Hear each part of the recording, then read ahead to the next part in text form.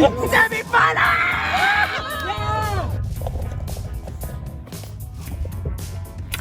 Hari ni ada game suku akhir kedua Piala Malaysia, KL lawan Terengganu. Last time aku pergi Ceras pun game Piala Malaysia juga. Aku rushing daripada airport terus pergi untuk tengok KL lawan Perak round of 16. Dan tu aku rasa aku tak sempat buat video langsung. Memang daripada airport aku terus bergegas ke Ceras. Ini adalah game terakhir sebelum bulan puasa. Harap-harap ada manisnya, harap-harap sama macam game lawan Perak tu. Cuma diharapkan boleh habis dalam 90 minit lah. Malas nak cakap banyak, malas nak buat video banyak-banyak cakap. Kita terus ke Ceras untuk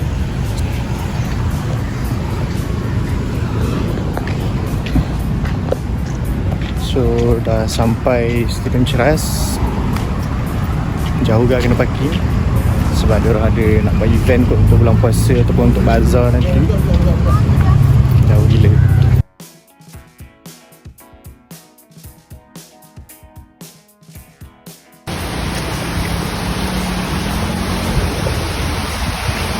Hujan lebih gila dekat Ceras.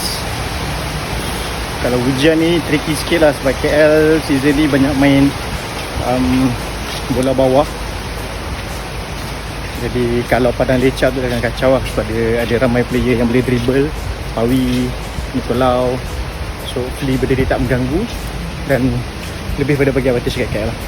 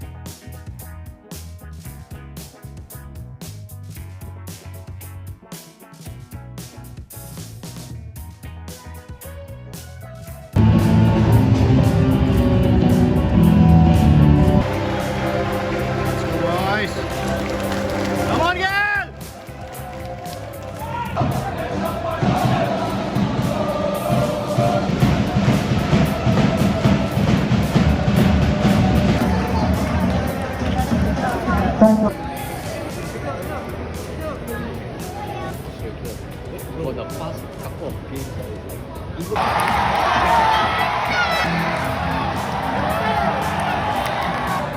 Yeah! Victor Ruiz.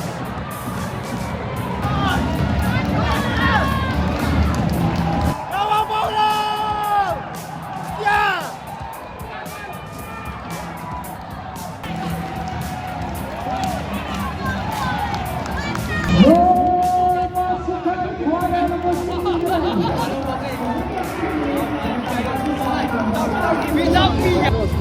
Thank you, Gigi! What's up?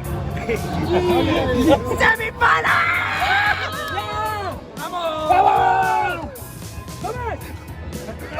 Semifinal!